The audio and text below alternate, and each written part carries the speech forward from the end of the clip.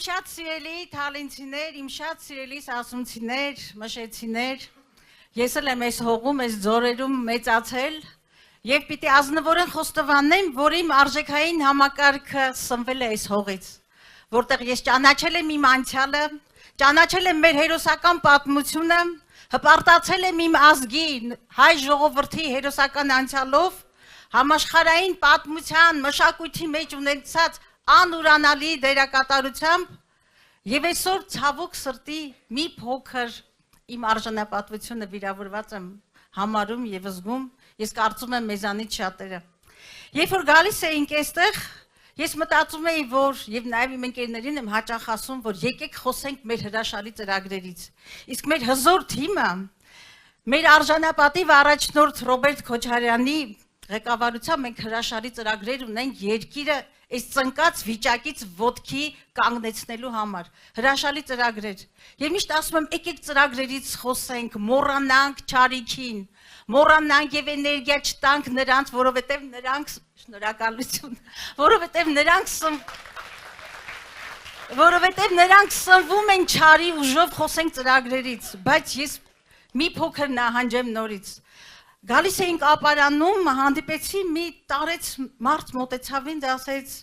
բալես, տարիքով էր, ասեց, գիտես, ես չեմ ուզում տունս մնա Թուրքին։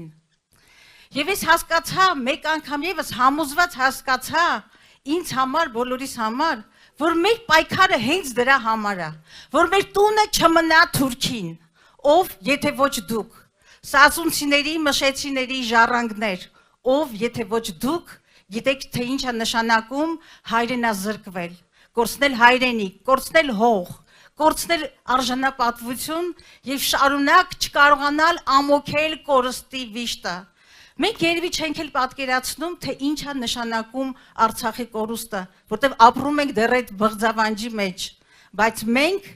21-րդ դարում Հայաստանի պետականության պայմաններում, արձանագրված անվտանգային երաշխավորի պայմաններում Հայաստանի գործող իշխանությունները դարձան ցեղասպանության մասնակից, այո, պնդում եմ ես դա, դարձան, որովհետև կանաչ լույս վառեցին թուրք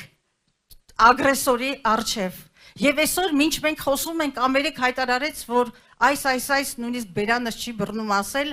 տարածքներն եմ տալիս։ Դուք պատկերացնում եք, թե ինչ սողացող դավաճանության մեջ ենք մենք ապրում, եւ այսօր արդեն Google Map-ում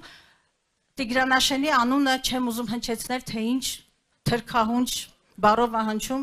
եւ սիրելի սասունցիներ, թալենտիներ, ձեզանից որևէ մեկը երաշխավորություն չունի, որ վաղը այն 300,000-ը, որը կախված է սրի նման մեր գլխին, այն արևմտյան Ադրբեջանը, որը կախված է սրի պես մեր գլխին, չեն գա ու չեն ասել թուրքի թալինը իրանցներ։ Եվ այդ ալբարանցի ծերունու խոսքը չի անցնում իմ ուղեղից, ես չեմ ուզում տունս տալ Թուրքին։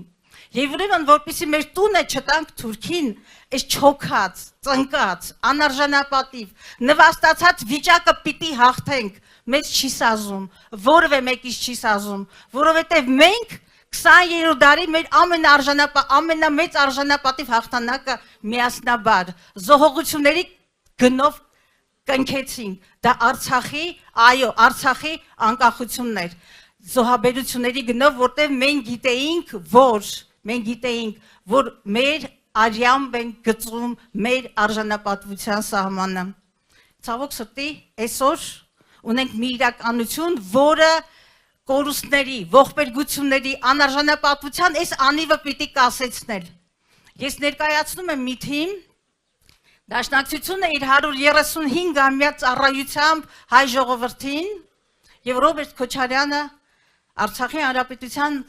առաջին նախագահը, Հայաստանի հանրապետության երկրորդ նախագահը, որը իր